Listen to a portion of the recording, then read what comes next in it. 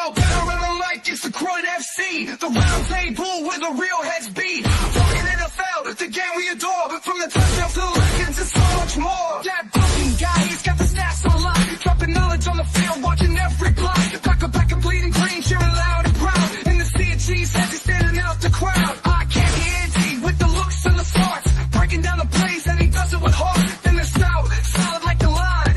His takes are heavy, his vision's divine. Week by week, we break the game down. From every big play to every new crown. Offense, defense, we cover it all. From the springtime drafts to the winner's last call. It's not just a podcast, it's a fan's lifeline. Connecting every moment from the vines to the side. Good morning. Good morning.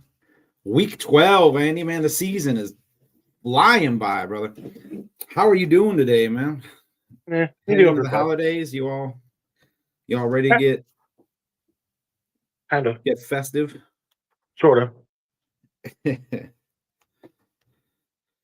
It don't even feel like it's been 12 weeks. It feels like the season just kicked off and all the Bucs players were getting injured. That seems to be the case these days. I know the Bears have a huge list of people who are injured, and a lot of other teams have a big old list of people. What I don't understand is some of those teams that have very little to no injuries, especially key injuries, what are they doing different than like the Bears or even your Division III team? Yeah, I was thinking about that, and we brought this up, I think, almost every year, but it still bothers me. So I'm gonna bring it up again, and we'll see what shakes out. But the no contact preseason, the lack of preseason games, the softening of America, I don't know what you want to call it, but it just feels like when they hit more early on, your body was used to it, you got adjusted to it. I mean, what are your thoughts on it? Okay. 2025, you also have to be very, very cognizant of the whole CTE thing. I get it. And so, I mean, granted, if you're just, if you can actually eliminate the head, your body needs to get, hit and bumped and all this other stuff, bruised and battered and stuff like that. And you're absolutely right. You become acclimated to it. But I think it might just be another case of the bigger, faster, stronger, where just very simply that one post that I sent this morning where you got the Nebraska player, I think it is, and the Penn State player, literally like head to head, you just see pieces of. Oh yeah, when you saw the mouthpiece fly out, the earpiece fly out. Well, this is the one that I sent this morning, where you have just a big chunk of paint. Oh yeah, where the paint exploded. And so you got that slow motion. Imagine what that was in fast, in regular time, and imagine what that was if you were a participant. I can only imagine, because think about it. At your very fastest, what were you running the 40? 12, maybe 13? Yeah. Anyway, but think about it. You remember we used to do this drill called the wall, right? There was a big block screen. Couldn't see through it. Running back be on one side, linebacker be on the other, and he just run either way. And you had to come up and you had to feel and you had to explode. There were more head-on collisions in that than I'd ever seen on a football field, and I don't remember a single concussion. That's the problem. You don't remember it. I'm being serious. I don't know. I don't know. Well, again, seriously, this is a serious question. Even though there's some levity to it, at your fastest, what were you running the 40? I don't know, 4.5, 4.59. Now, seriously, but I'm talking about a full 40 yards. Yeah, 4.55, 4.59. Okay. Anyway, so I mean, if we're doing that, I mean, I think my very best was like a 1.3. Right. I don't think I was actually play healthy. I was actually in the low fives, and so you have offensive linemen that are probably just are in the high fours, things like that. So you can imagine linebackers. You can where you have all of this mass that's coming at you at full speed, and unfortunately, what happens? You got to keep in mind that the people that are taking the impact are going through the same regimented, workout programs, They develop the same now. Everyone's bigger, faster, stronger. It's not like one guy's 6'7", 355 pounds, and the other guy's 5'8", 136. Everyone's getting bigger, faster, stronger. Yeah, but not necessarily proportion. I mean, you see an offensive lineman that's running down the field, and you still can, he can still clear out a DB or a quarterback pretty easily and probably knock him a good couple, 3-4 yards down the way.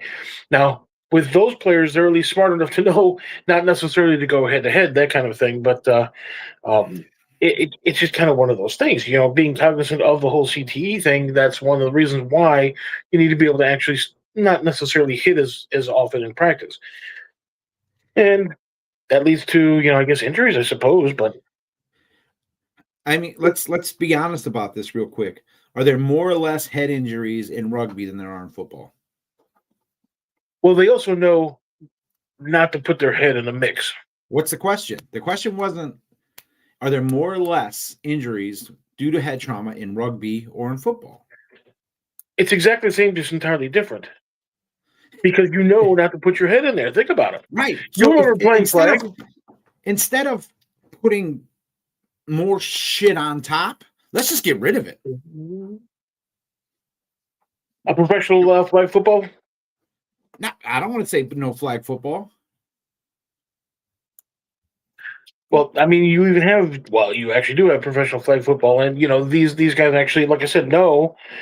See, that's where you're more cognizant of not necessarily leading or at least having your head in the mix. You're more shoulder, and that's why, unfortunately, you have more shoulder injuries. But you understand the fact that you can't put yourself in that situation to where you're going to be a head to head to knee, whatever the case is. That you're going to end up being knocked out on the pitch, so to speak, for several moments. So, if the players, and you can see a definite change with all the things that they've been trying to do, you can see a definite change that, you are leading more with your shoulder, you're leading more with, different body parts and stuff like that as opposed to a head. But unfortunately, you still get your head in the way. And you also have people like, it's got to move. Yeah. I mean, who look for that head hit? From the time I was 4 years old, I was taught you bite the ball. Face mask goes on the ball. Mm-hmm. Never head down. Never crown of the helmet. It's technique, right? I'm not saying if I was playing professional football, I wouldn't get a head injury or anything like that. All I'm saying is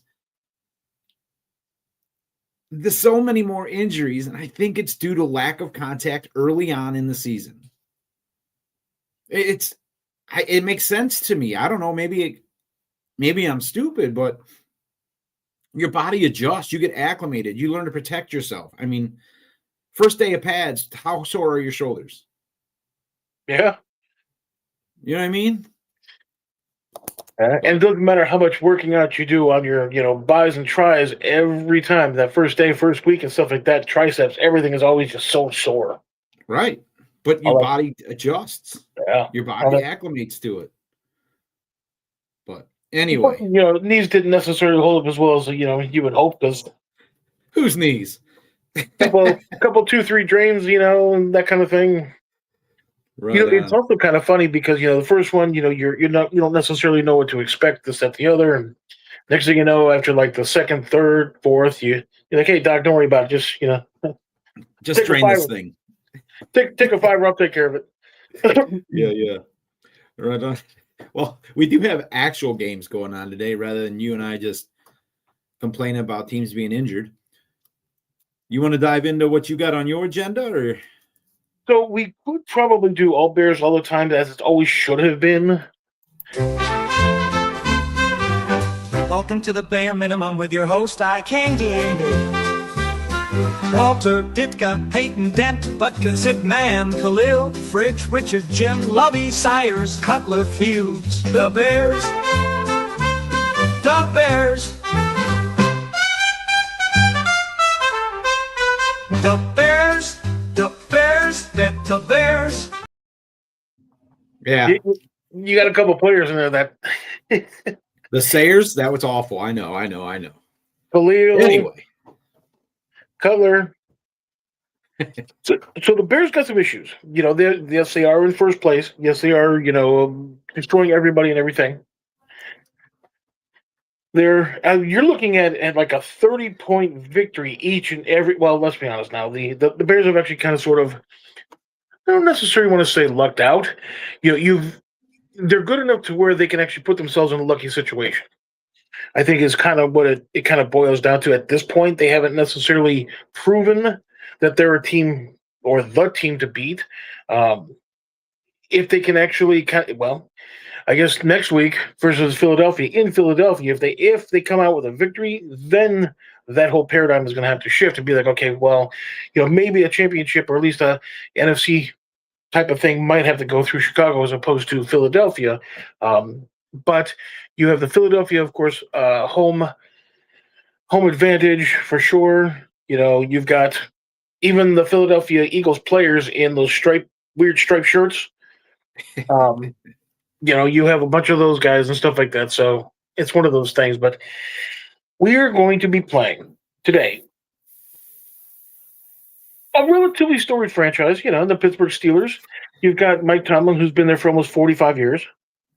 I think the Pittsburgh Steelers as a team have only had 4 coaches in the, near 100 years that they've actually been in existence.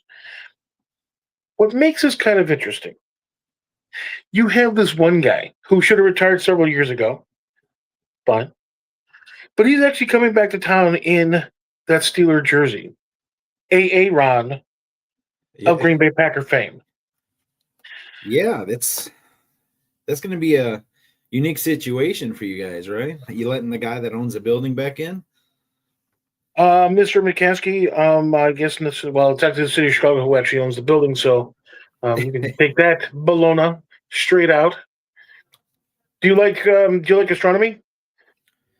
You should check out Uranus. Anyway, but the problem with the Bears, unfortunately, today as well is the fact you do have a fair list of injured players. Tremaine Edmonds, according to Marquee Sports, has actually been placed on injured reserve with a groin injury. Is going to miss at least 4 games. You got the Bears also. Edmonds, TJ Edwards, Noah Sewell, all these guys are actually been ruled out. Cornerback Kyler Gordon, Jalen Johnson remain on injured reserve. They're not expected to play. The good thing about Jalen Johnson is he's on the 21-day protocol, so that he could conceivably be activated within the next few weeks, and possibly even on the field, even though he's got to get that game shape and stuff like that. But other questionables, safety Jaquan Brisker, he's shoulder. Left tackle Theo Benedict, quad, are listed as questionable, and Bears defense is battered at the moment, particularly in the second level, and that's actually where they need, I guess, the most help, even though the Bears are, I think, number 1 or 2 in takeaways, things of that nature. So the defense is starting to be able to actually really kind of do a thing.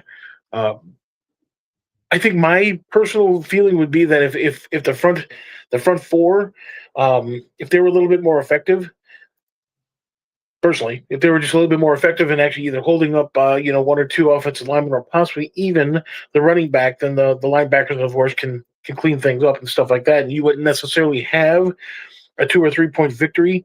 Then you would have a full touchdown and a half victory for the Bears. So, yeah, what sucks for Chicago right now is your linebacker core is depleted. I mean, the strength of your defense, literally, in my opinion, was your linebacker core. Quick sideline to sideline, play the run and the pass. Then you got Brisker out, he's a good safety. So you're coming on the short end of the stick here with injuries, going against a team with a quarterback that knows how to play in the weather, knows how to play in that stadium for sure. If Aaron Rodgers goes, is that advantage Pittsburgh or is it advantage Bears? They played him so much. So one of the things about Ron is the fact that he does not have the players that he had from up north there, and so you can still see how there's like that. Hey, they're not quite congealed as of yet, because how, of course, with the Packers and some of their players, you see that Aaron Rodgers happens to be scrambling around or happens to be in a situation they know to break off their routes and actually come back for the ball.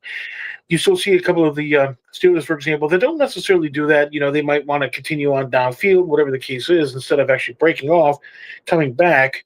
They kind of continue on and they try to do their breakout, further down the field. But with Aaron Rodgers and his being questionable with a non-throwing injury to his wrist, there is a strong possibility. And if he does go, if by chance the Bears do have, a significant pressure on the quarterback there, he could actually get that hand kind of sandwiched in, and it's going to be, of course, crying like a little girl with a skinned knee. So. Well, what's good for the Bears is Aaron Rodgers isn't the 34-year-old, 35-year-old Aaron Rodgers that they're used to facing. After the Achilles injury, he's not as mobile. He doesn't throw on the run as well, but he's still a surgeon in the box. Like in the pocket, Aaron Rodgers can pick a defense apart. You give him time to dissect what's in front of him, read man or zone. He's still one of the best in the league. I mean, his mind's still there. He might not have the physical capabilities he used to have, but even Brady proved as long as he can play the game mentally, he'll figure it out. Sure. You understand exactly, if your player's going down here and this guy's supposed to only be covering, 5 to 7 yard stretch or whatever the case is, that he's going to be relatively open over here. You just throw it over here. It's just one of those things. So if the Bears have the opportunity to be able to actually give him some major pressure or at least give him some hurries, not that he would necessarily succumb to the whole happy feet type of thing, but, he would be a little bit more apt to be able to kind of sort of get the, let me step up and, try a short pass or whatever the case is. Do the Bears have a reasonable chance of winning? Absolutely. The Steelers have a few injuries and a few things. Let's see, cornerback Darius Slay has been upgraded and is expected to play. Defensive tackle Cameron Hayward is also expected to play. And then, of course, we'll see what Aaron does. But, I mean, at this point in this time, I don't necessarily think that the Steelers have, I don't want to say firepower, but if the Bears are number one in takeaways, they do it different ways. Not necessarily the peanut punch per se, but you virtually have something that's actually similar. They've been very, very good at getting that ball out. If you have the opportunity to actually get Aaron Rodgers somewhat mobile or outside the pocket, that's actually a major plus for him. So offensively is kind of interesting because you have that opportunity to score 30 points each week. You don't, but you have that opportunity. And that's where things get also kind of interesting because, even if you have a Loveland, and as your tight end coming down the middle, Cole Kmet, you still have DJ Moore, of course. You got Roman Dunze. You've got, all these guys, Zacharias. You got all these guys that are actually capable of actually making big chunk plays. It's just, why? Why can't you? What's actually preventing that from happening? Is it still the quarterback? Is it still Caleb Williams? Is he still trying to do a little bit too much instead of throwing the ball out, and out of bounds, and live to fight another play? Or is he just sitting there and he wants to be able to kind of scramble around, move around, try to get somebody open and possibly make a play, which could lead to a turnover, which could lead to 3 and out. It just depends on how that kind of works out. So Caleb's doing a decent job of protecting the ball. The Bears are winning the turnover battle most weeks. You just have to score more than the league average to win most of your games, right? You're putting up 23 points. Bears should win because their defense keeps them in it. This game in Pittsburgh, though, this game against Pittsburgh, not in Pittsburgh, but this game against Pittsburgh is kind of like, I don't want to say a trap game for the Bears because, they're going to Philly next week. NFC means more than NFC, AFC. It just does. But Aaron Rodgers coming to Chicago might keep them from overlooking the Steelers. Not saying the Steelers are a subpar team because the Steelers aren't. They're top of their division. I mean, you're not playing the slouch here. It's not like you're going against, let's say, the Browns. You're playing a team that actually can put a good product on the field. But how do the Bears win? How do you see the Bears winning today? You said it by scoring more than the other guy. You, of course, have to win the turnover battle. The Bears lead the NFL with 22 takeaways so far this season, which is, like I said, I think they're on par to potentially, I think, get, what did I read, 35, 38, 46, 90, whatever it was. So if they can actually stay on the positive side always of that turnover, 100%, you're putting yourself in a position to win. Establish control on offense and manage the clock. So if they have the opportunity to be able to actually have sustained drives, 3 and out, 4 and out, whatever the case is. So if you have 3 and outs, you don't want to play behind the sticks. So as long as you get some positive yardage, 1, 2, 3 yards on a running play, whichever the case is, you can conceivably get 2 or 3, 4 yards on an intermediate pass or something that's actually, in the flat. And then maybe every now and again, you kind of keep them honest and chuck it down the field a little bit. The Bears could have that opportunity to be able to actually get a nice big chunk play, which, of course, is going to open up your running game. Play discipline and physical defense. Now, this is where it also gets kind of interesting because if you have that opportunity to actually rush or at least harass Aaron in any way, shape, or form, he's absolutely susceptible to throwing interceptions. He's susceptible for throwing incomplete passes, whichever the case might be. You're right. I mean, he's not necessarily as athletic as he was 2 or 3 years ago. You still have an arm that can get it to where it needs to be. You still have, of course, with all the peyote or whatever the hell he smokes. You still have that opportunity to be able to actually get the ball where really it needs to be. And as long as the Bears are actually in that position, they could conceivably either incomplete or even possibly a turnover. Take advantage of Pittsburgh's question marks and momentum swing. So if Rodgers doesn't play, which he may not, it depends on kind of how it is. And it also might be like the last hurrah for both teams in the fact that he would have the opportunity to actually beat the Bears one last time, whereas the Bears would have that opportunity to beat him up one last time. And so what? No, I don't know, man. I think Aaron Rodgers is a detriment and a help to Pittsburgh this week because he keeps, honest to God, this would be a trap game for Chicago. You're going to Philly next week. I think Aaron Rodgers helps keep this focus on Pittsburgh. I think it's going to be low-scoring game, in my opinion. I don't think you're going to see anything much higher than, let's say, 24-21, 24-23 even. I mean, I think it could come down to whoever has the ball last. But yeah. I think it's going to play into the Bears' favor, the fact that they're playing against Aaron Rodgers and keeping the focus on Aaron Rodgers. Mm-hmm, mm-hmm. It could be another 1917 kind of a thing.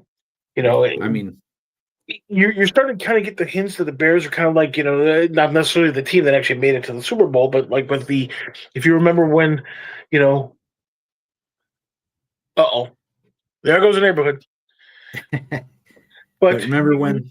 You remember, of course, when they always had that opportunity, they were putting themselves in that opportunity when they beat the Browns, like in overtime. Mike Brown caught that deflection, and things like that, where you're always in a certain position. They are who they think they are, that kind of thing. Right. And so the Bears actually are trying to be able to put themselves in a position to always win, even though you really shouldn't. Again, you have that opportunity to score 30 points a game. You just don't. And you just have to figure out why not. And trick plays only work so far. But with the possibility of actually beating up on Aaron Rodgers one last time, I think if Ben Johnson ever wanted to actually save his job, beating Green Bay, and in this particular case, beating up on Aaron Rodgers, he's golden. I don't think his job's in jeopardy. I think the Bears are finally found themselves a coach that could be here a while. You had mentioned the Steelers have had 3 head coaches in Noel, Cowher, and Tomlin. The Bears might have actually found a coach they can stick with for more than 5 years. So we'll see how she rolls. That's for sure. Because if you can find yourself like a hot and upcoming type of coach, defensive coach, that's actually kind of like a hot and upcoming offensive minded coach, like a Johnson, like a Ben Johnson. You can imagine there would be multiple Lombardis on the shelf, but right now we're still in kind of that untested territory because this is Johnson's first year. That's it. Yeah. So that team has changed. You can see it. Absolutely. But Absolutely. And so, if you have that, again, you can only imagine how much better it's going to be like next year, for example. You get a couple of key places, a couple of key pieces, something in the secondary, for example. You never know. You never know. So I feel as though the Bears are probably going to end up winning. I would like to see an absolute and utter blowout. Um, you know, 168, -12 type of thing. But it might be just a little bit closer. So you're looking at probably, I'm going to go with like a 21-14 kind of a thing. Sounds good to me. So, all right. If you want to talk about the rest of the NFC North, even though they're really I mean, they're there, so it doesn't matter. I mean, you got Minnesota going to Green Bay. This game could help you out in the long run. I mean, if the Vikings find some magic in a bottle this week and knock off the Packers. That really shouldn't be that difficult because the Packers are a mediocre team. They always have been. And because there's no person here to actually defend them, I'm going to keep saying that they're a mediocre team, always, ever. No, but, Minnesota, as you mentioned before, can, in fact, beat the Packers, and that will actually help out the Bears. However, I would like to see a 0-0 tie. Well, another tie, that's not going to help the Pack out at all. But yeah, you got both teams are fairly healthy. The Packers got a lot of players that are questionable, but at this point in the game, if you're questionable, I think you're playing. You got Reed, the wide receiver that's out, and Hobbs, your corner, out for Green Bay. But for Minnesota, Grenard's out and Kelly's out, outside linebacker and center, respectively. So you've got two fairly healthy teams. Like I said, Packers have a lot of people listed as questionable. They're favored by 6.5 here at home. So is it an uphill climb for Minnesota? Absolutely. Can it be done? Absolutely. I mean, never bet against an interdivision dog. I just don't do it. It's just, I think Minnesota has the ability to knock off Green Bay this week. Will they? Probably not, but they do have the ability.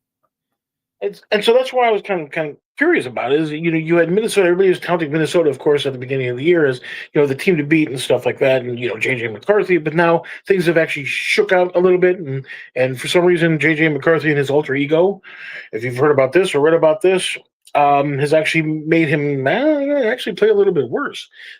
But that's fine. So you have two mediocre teams going at it. The only thing you're going to have is mediocrity. So it's not even bother. You shouldn't even bother watching it. It's really going to be terrible. It's going to be 0-0. It's going to be the end of the score. Well, let's look at it this way. Green Bay has a chance to remain in the playoff hunt. Minnesota has a chance to virtually kick Green Bay out of the playoff hunt. I mean, right now, the way the playoffs sit, you got 3 NFC West teams, 2 NFC North teams, the Eagles and the Bucs. I mean, it's. I'm sorry, what? The Eagles and the who? Yeah, you heard it. No, we're talking about football here. We're not talking about ping pong. Yeah. So, but yeah, it's, I don't know. If I'm Minnesota, I'm up for this game to take Green Bay out. I mean, that's just, you got to play spoiler now if you're Minnesota. You're not in the hunt. You're not on the bubble. You're physically not eliminated yet, mathematically, but you're still, spoiler is best you can hope for right now. I will grant you that, the Minnesota Green Bay type of rivalry is not necessarily on par with like the Green Bay Chicago rivalry, but there is still a bit of a rivalry there. And so, you have a lot of the same, really, because Green Bay is right here, Minnesota's right here. What's the travel distance? A couple, 3 hours? And that's how it should be. You have a lot of fan base that are going to be kind of divided because they're either or. It's just going to be one of those things. It really is. Yeah. Well, I see Minnesota probably not winning, but it would be nice for them to actually. It definitely helps out the Bears. I mean, it really does. So we also have the New York Football Giants, led by Jameis Winston, heading to Detroit to take on the Lions. Last time Jameis started a game in Detroit, he put up some prolific numbers. The Giants have a chance. The Lions are favored by 12.5. The Giants do, in fact, have a chance. A snowball's chance, but a chance. Only because you have that defense of Detroit versus a quarterback who, prolific as he may be, I didn't say he was prolific. I said he put up prolific numbers. hasn't necessarily played a lot. May not necessarily know the playbook as well as he should, even though he's a professional. Whatever the case might be, I just have a feeling that he's going to be running a little bit more, really, for his life than not. And so, of course, with the defense, of course, taking over a little bit, the offense has an opportunity to be able to score, certainly much more than the other team. So, Mike, how do your G-men from the East win this game, man? They don't.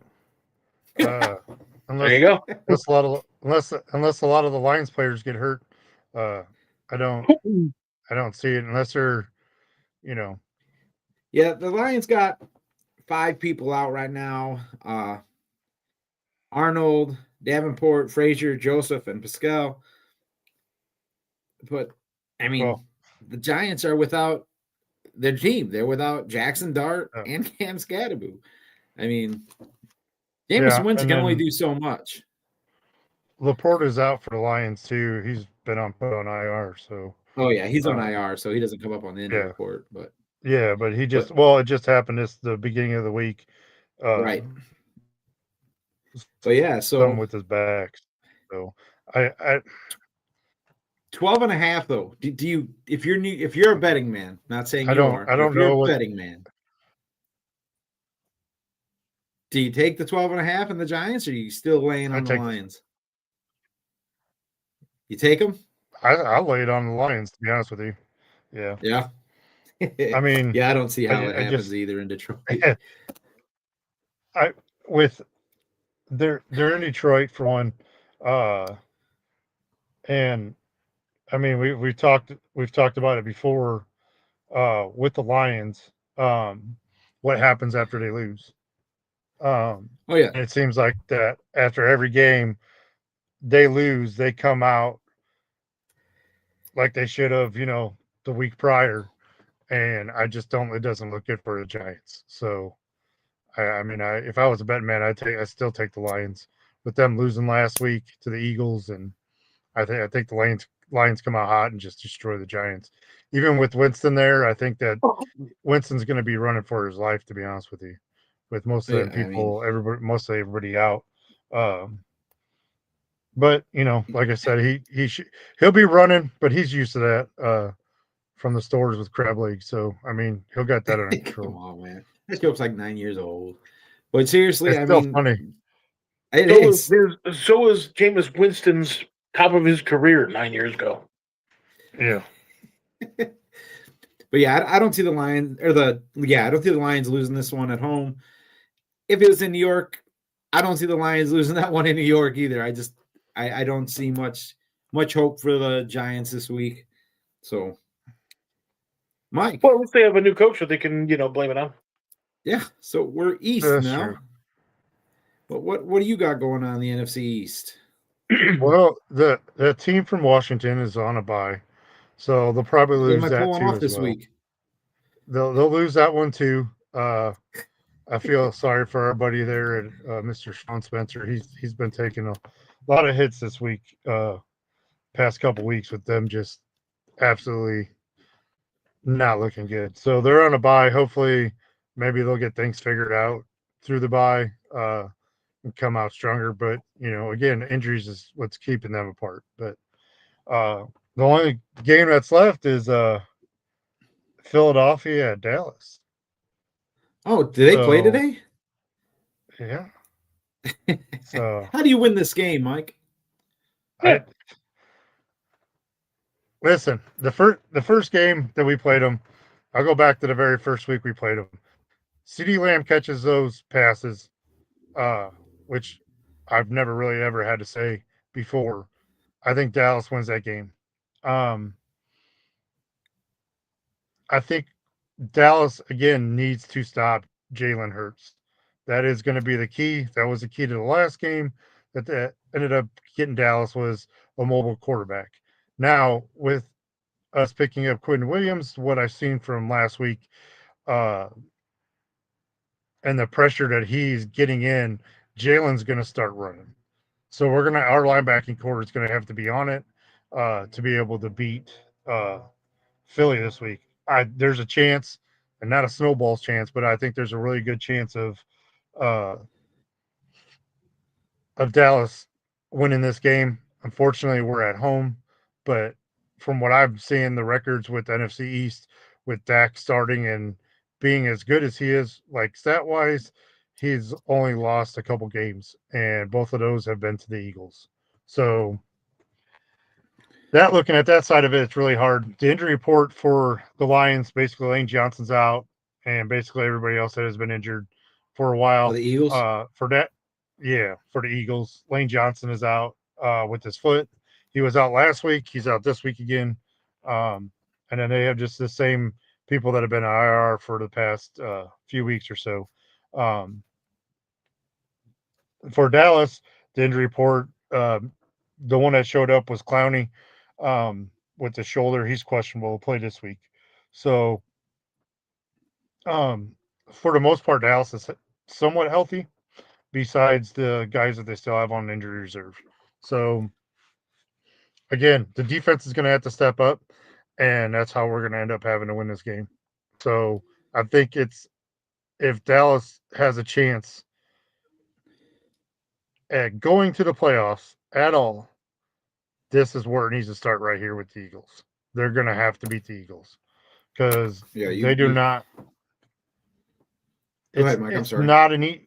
It's not an easy road for the next few weeks. I mean, I think they got the Chiefs next week, and then the Lions the following week, and then we play the Vikings, and then the Chargers. I mean, it goes down the list of they're going to have to play lights out the rest of the year to even consider being and making the playoffs. But that's going to have to be the defensive side. The offensive side is looking like I thought it would. Pickens has stepped up, and now we're getting rumblings of in Dallas. Well, is CD going to be complaining about, not getting the ball? Whatever I saw last week, I don't think that's going to be an issue. So some of the plays last week when Pickens got it, I mean, there was a couple times CD was just like waving goodbye, like he's gone for the races. So I don't think people are just trying to have clickbait for that, to be honest with you. But I think Javonte Williams our offensive line's got to step up, and we got to start running the ball and being able to control this clock so our defense can get somewhat of a break. What's a big benefit? Be able to play it.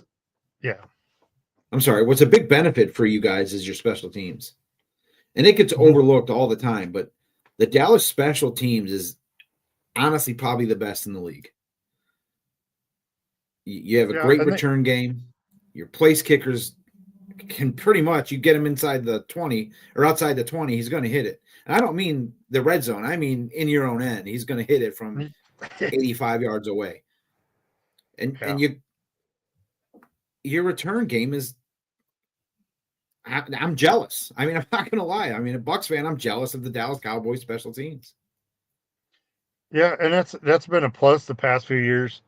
Nobody's really kind of looked at. I mean, I know I discussed it a few last year and the year before a couple times, but nobody really pays into that. But that's helped us a lot win games, getting the field position. Even if we do end up going, only getting a first down and then having to punt, it puts the other team back deep in their zone. So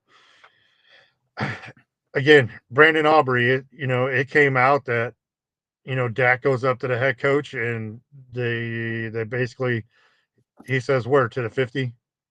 And that's like the running joke that all he has to do is get to the 50-yard line. And it's not funny. It's true. I mean, that's no. But yeah, I mean, for them, it's true, but they're like making a joke, like, if we don't score here, what are we going to get to? So right. Again, Dallas is that. Go ahead, Mike. That's huge. I mean, you're cutting the field virtually in half. You go 30 yards, you're in scoring position. 30 yards. Yeah. I mean, yeah. No other league or no other team in the league has that ability. I mean, threes don't win games. This isn't the NBA, but it keeps you in them. Yeah, it is. So, like I said, the Eagles' defense is starting to look like they're coming together. So, again, Dallas's Achilles heel this year is the defense, and something needs to happen. So, they need to step up. They look good. They looked better last week. They just need to keep getting better and better as the season goes on. Again, like I said in the beginning of the year, it looks like we're back in the Tony Romo era where we have really great offense and our defense can't stop it as well. So Tony Romo era, Prescott's going to break the record today, right? Yeah, and that's what I was going into. I'm hoping he breaks it, but we shall see what happens. Like I said, that Eagles defense is stepping up.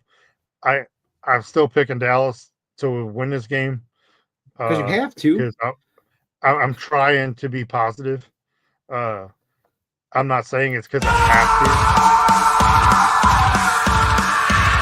to.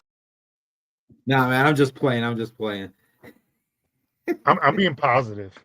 I think Dallas will end up winning this game. I think the sky is falling has gone to somebody else has taken over that. So yeah, I'm going to be. We got to get Brian a video going. Yeah. So, but yeah, I think Dallas ends up winning this game, and I think they win it by a field goal. Score prediction. What was that, Mike? Score prediction. What do you got? What's your score? Score prediction. I'm going to say 27-24 Dallas. Nice. So. Copy that. Well, let's touch on the NFC West real quick while we're waiting for the greatest division in football. Right now, the NFC West has 3 teams in the playoffs. If regular season ends today, you got the Rams, you got the Seahawks, you got the Niners as the last seed in the playoffs. Are they the best division, or is it they're just playing themselves? Oh. I mean, I'm sorry. When we stopped talking football, I started looking at little baby otter videos. Oh, you're looking at your baby pictures there, Andy? Wow. So, I mean, seriously, is the NFC West the strongest division in the NFC right now? No. Not at all. A case can be made for the Rams to be the number 1 seed. You have a different style of football in the West than you do, and I think we've actually talked about this. You have a different type of football, the black and blue division and stuff like that. And that's actually, I think, personally, holds a little bit more true, especially this year, only because you have the high flyers, this, that, the other. If you can actually stop that, or if you can actually get some pressure on your quarterback, you don't have that opportunity to be able to throw it down the field like you normally can. And that's why I think, well, potentially, like the Rock'em Sock'em Bruising type of football teams, like Philadelphia, for example, like a Detroit, like even a Chicago-ish, has a better opportunity to actually, beat a team from the West. Now, if you give them time to be able to throw the ball, that might be a little bit different. But if you get pressure on the quarterback and stuff like that, and I don't necessarily see Dallas actually pulling out any sort of a victory against Philadelphia, because I just think that they don't necessarily have that firepower. Or they also have other, like Philadelphia, similar to like other teams, they've got the striped Philadelphia players, the guys with the striped shirts. So there's no way that Dallas is going to be able to win. Not with that. Not with a team that's got like 16 players on. Serious question. Out of these teams, which team does not make the playoffs this year, and who do you put in their stead? Eagles, Rams, Bears, Bucs, Seahawks, Packers, Niners. Bucs. Who's out? Niners don't. Niners don't make it. Niners? Yeah.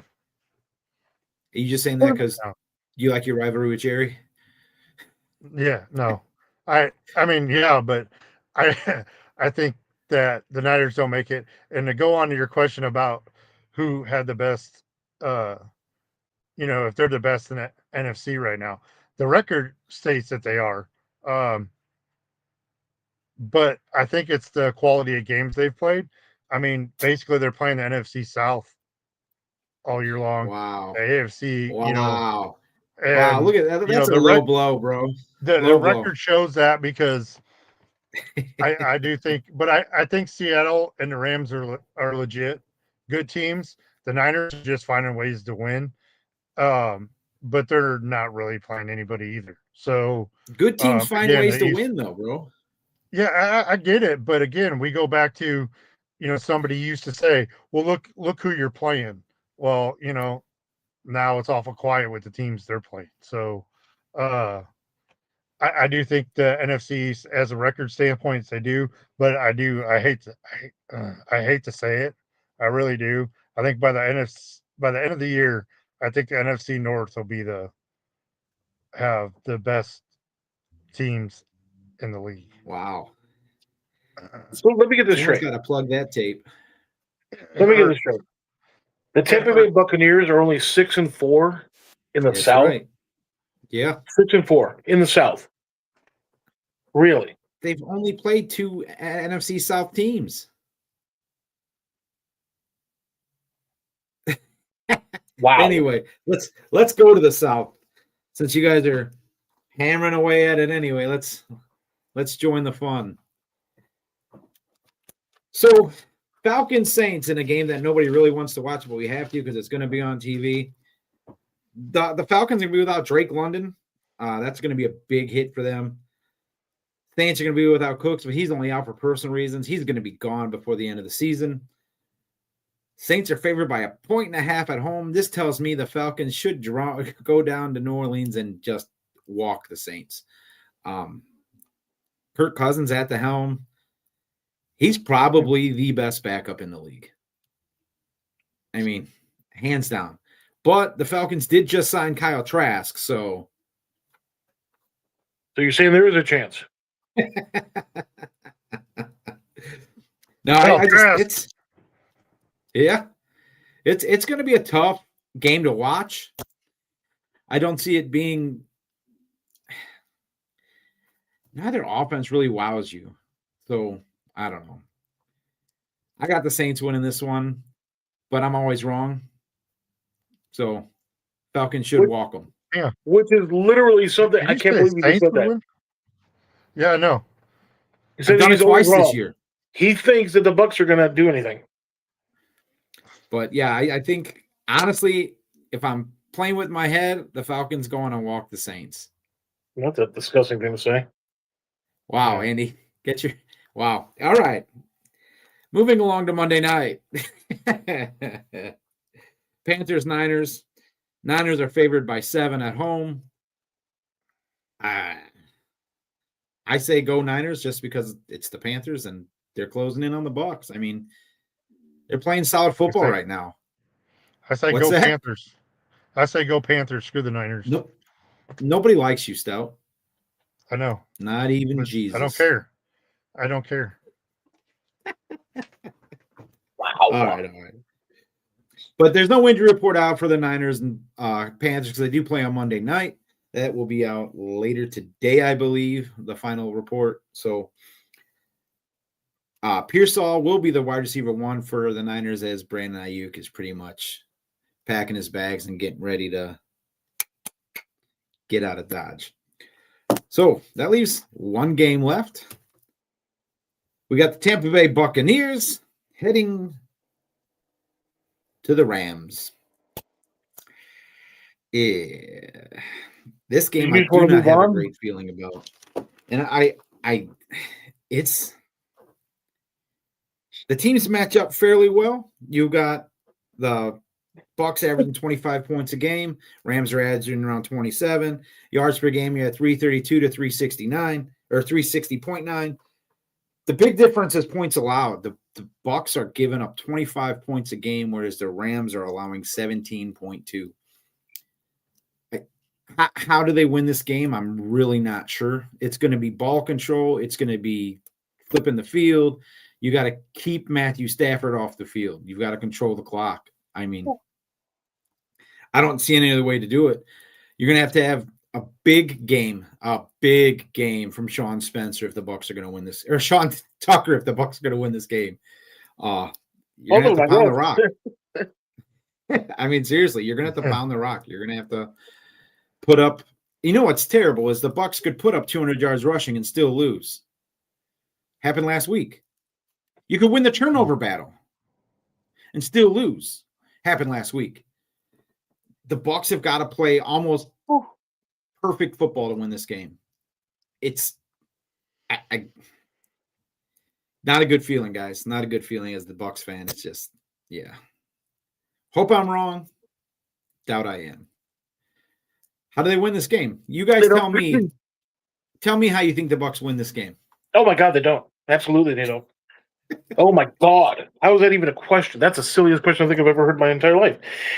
Remember we were talking about different types of competition and things like that? So you have the team from the South who, that division is not necessarily as strong as some of the... I'm here to tell you right now, we don't care. So then you also have the Rams who have actually played teams. And so, there's no way. There's no way. But yeah, I mean, Godwin might be back today. That's a plus. Oh, well, let me ask you this real quick. Even if he is this going to be a game that you're going to want him to come back on? He has to come back now. I mean, there is no pushing it off any further. I mean, if he's healthy enough to play, he needs to play. It's to have that opportunity to get re-injured, or to not necessarily have that opportunity to make any kind of a major difference. You've played this long without him. If he goes out there and gets injured, what are you out? That's what I'm saying. You could conceivably, if you have that opportunity to make a run into the playoffs, you would need all your players you can. Unfortunately, you can't count on Mike Evans, unfortunately, because you steal a game in LA. The rest of your season's much, much easier. You still play the Falcons. You still play the Saints. You play the Panthers twice. You play the Cardinals. That's the advantage of being in a not so strong division. But that's what I'm saying. But he needs to come back now because the Bucs need this game. So let me ask him. Go ahead, Mike. You need this game, but he's coming back from basically a hairline fracture. Is what he's coming back. Fibula injury. Yep. Do you want to push it? I mean, yeah, I know you want to win this game and you want him back to start getting him reps. But again, what you're saying is the next few weeks you're going to not be playing really good teams. The record show, I mean, Carolina's up and coming, so that'll probably be tighter games. But my question is, you need him this week. You need someone to pull the coverage.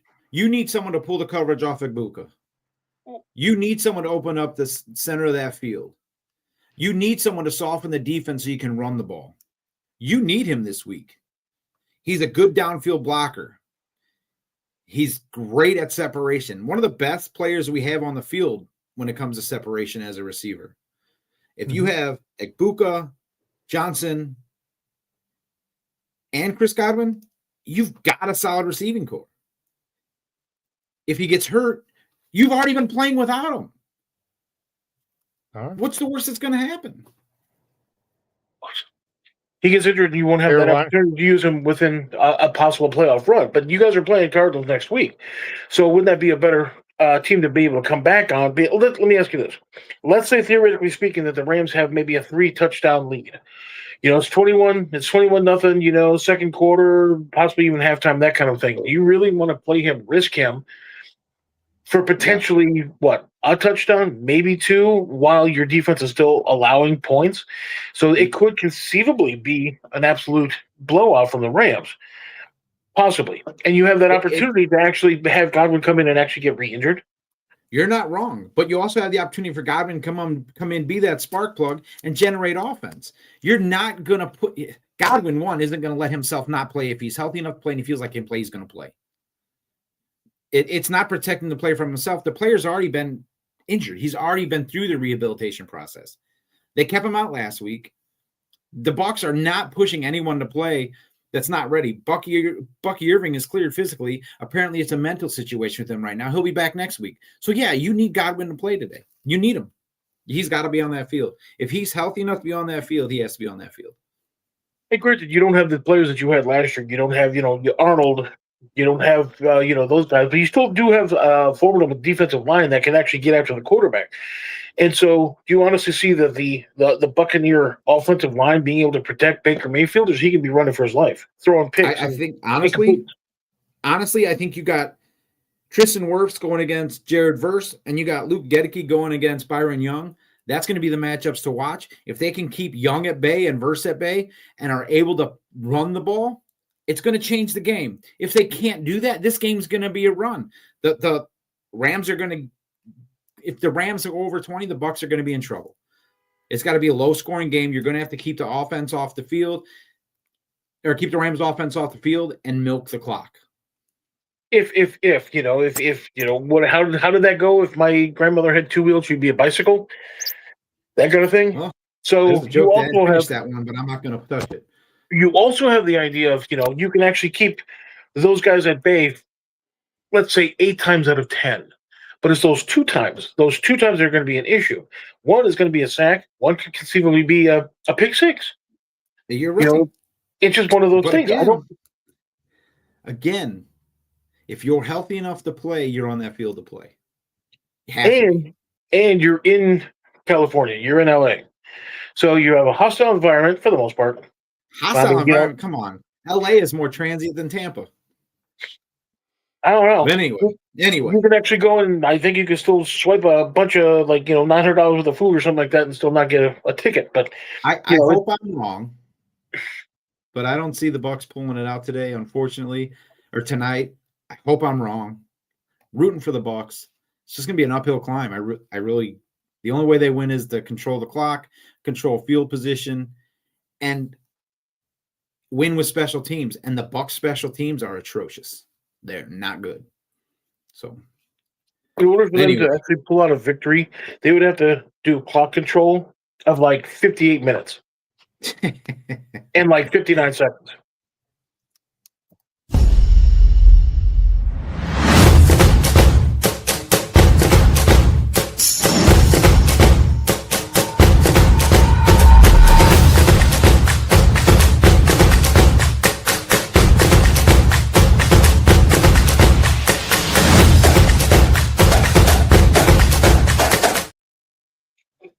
Cut it short. I was just kind of looking, and it looks to me like the Bears are going to be the only team that's going to be victorious today of the three of them here. Andy, give us your pick six, brother. We have the following. Actually, I'm going to have to go with Detroit. I'm actually going to make them.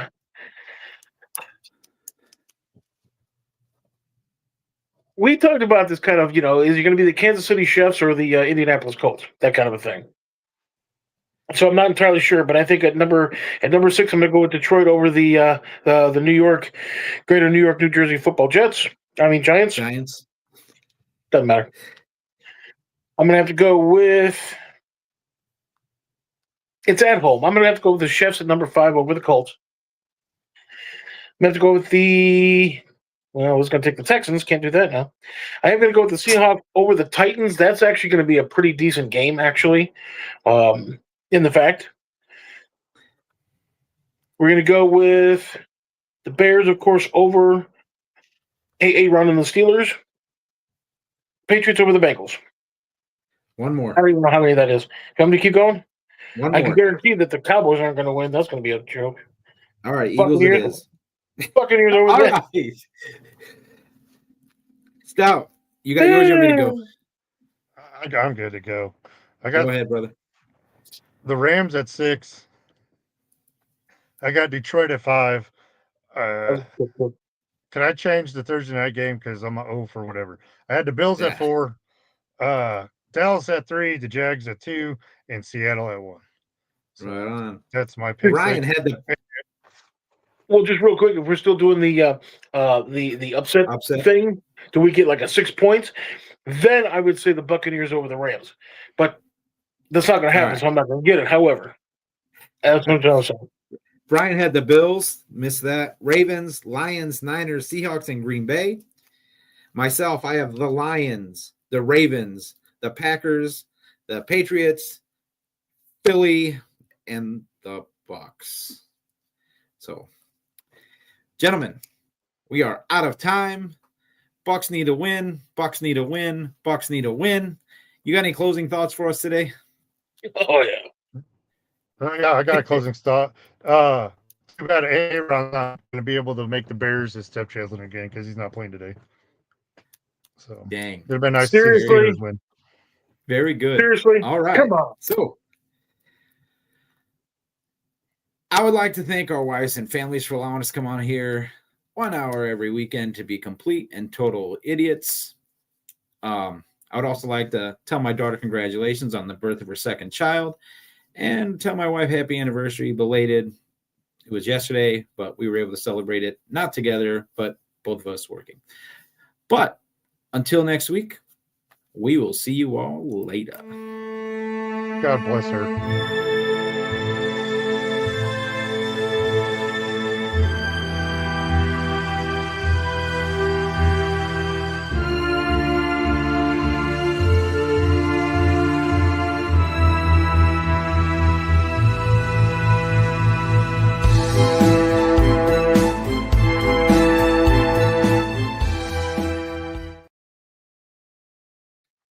Bucs need to play ground and pound football, control the clock, control field position, and know that ending drives and kicks is not a bad thing.